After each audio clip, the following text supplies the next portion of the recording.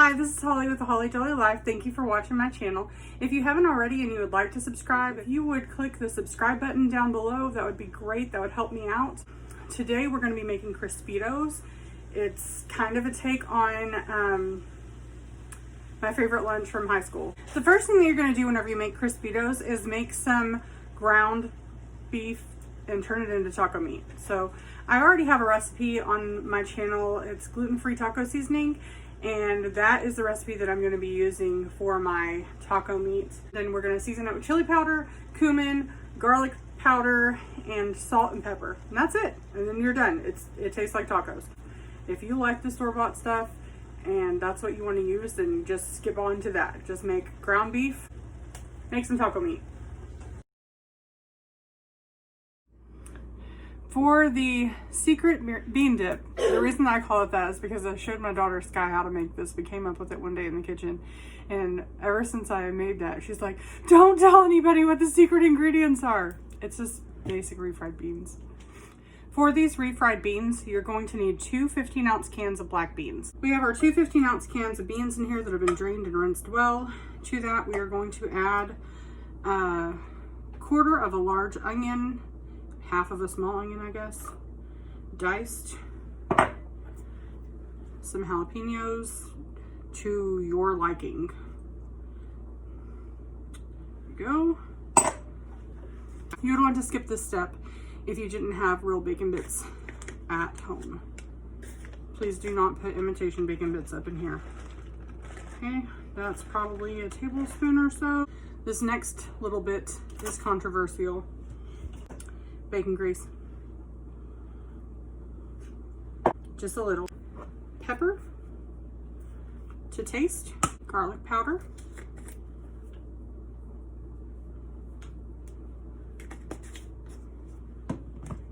Chili powder.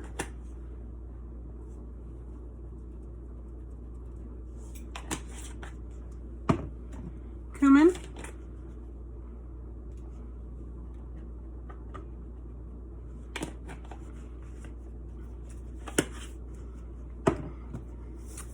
And salt.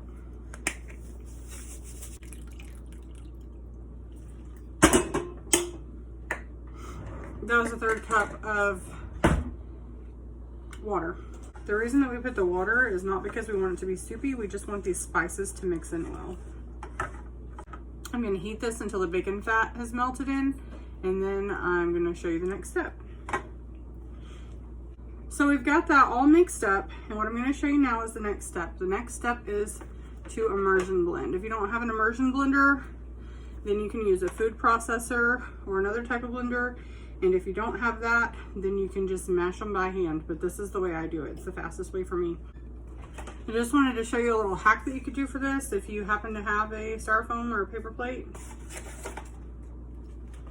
Cut a little hole in it. Cut a little slit in it, stick it over, and then I'll show you what it looks like once it's blended up.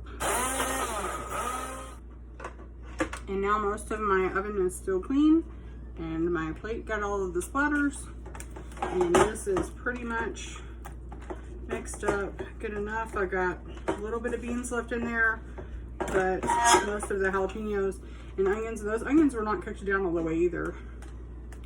And that's fine because that's how we like them. We like them to still taste a little fresh. If you like them cooked down or you don't like onions at all, just leave it out. The next step is to mix our beans and taco meat together.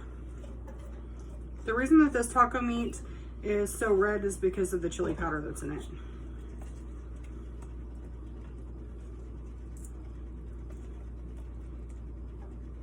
That's my Mexican rice. Can't have Mexican food without Mexican rice. Then we're going to add about 2 cups of cheese, and this is just Colby Jack. The heat's not on. I'm just mixing. We're not really wanting this cheese to melt, but it's okay if it does. The hamburger meat had cooled off a little while I was making the beans.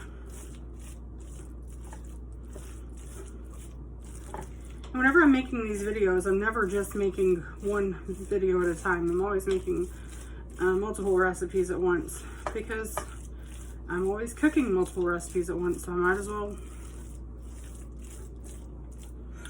make what I can. I'm a homeschooling mom of 5 and my time is limited, but I really am enjoying making these videos. What we do now is we take 20 flour tortillas. These are the original fajita size. And we fill them just like this.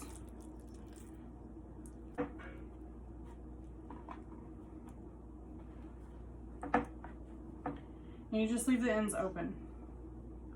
Whenever you fry these, you're gonna have them face down in a shallow pot of oil, and you're gonna keep your tongs on them to keep them closed as they get settled in the grease or the oil. Since the filling is already pretty much warm, you're just trying to get the outside nice and crispy.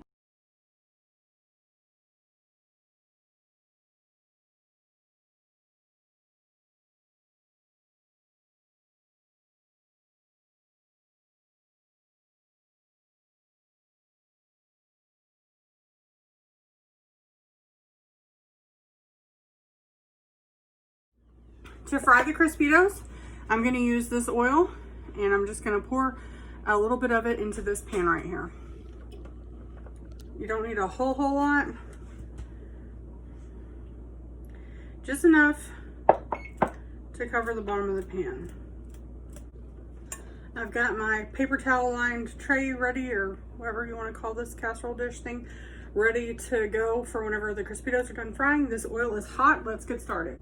Whenever you place them in the oil, I've got to let these not touch this pan because this is a non-stick pan. This is not my tongs of choice for this, but it'll be fine.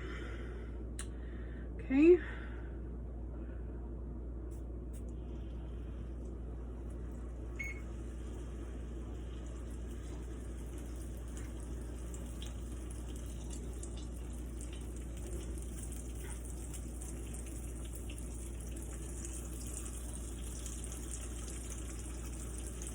Oh, I wish I could smell this. It smells so good. Don't burn yourself like I just did.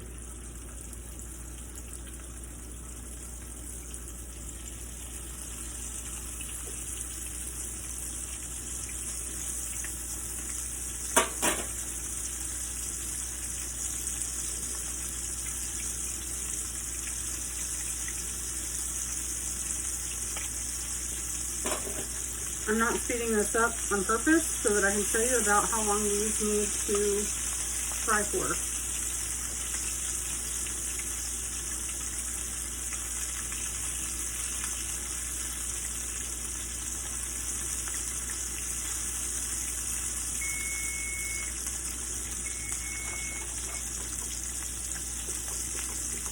That is just set for meatloaf for another video. It's fine.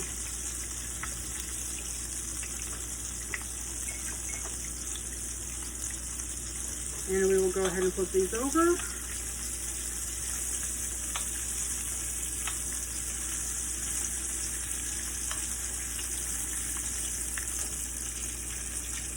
Normally whenever I'm making these, I go ahead and put one right here and one right here, but I made these a little bigger, and I'm just not going to do that right now while I'm recording this.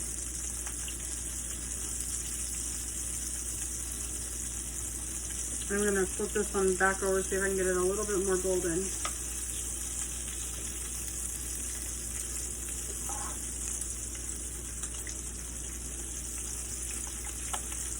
That one's good. That's perfect right there. That's what you want to see.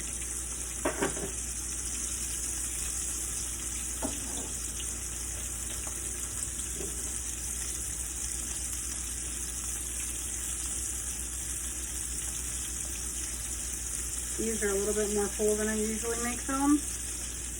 I'm going to lay them in there like that, and in a minute I'm going to stand them up.